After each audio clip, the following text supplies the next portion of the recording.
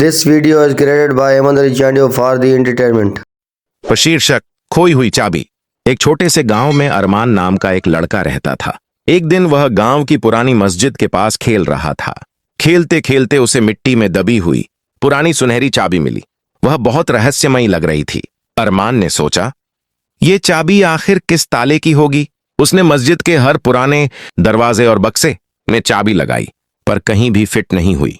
कई दिन बीत गए और वह चाबी को लगभग भूल ही गया। एक दिन जोरदार बारिश और तूफान आया। मस्जिद के एक पुराने कमरे की दीवार गिर गई। दीवार के पीछे एक लकड़ी का पुराना संदूक दिखाई दिया। अरमान का दिल तेजी से धड़कने लगा।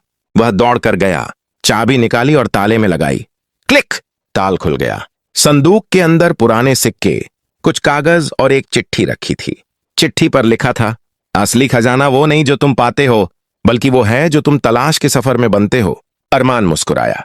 उसे समझ आ गया कि असली दौलत सोना या चांदी नहीं, बल्कि ईमान, सब्र और ज्ञान है। सीख, मोरल: इंसान की असली दौलत उसका चरित्र, ईमान और सीखने की चाह होती है।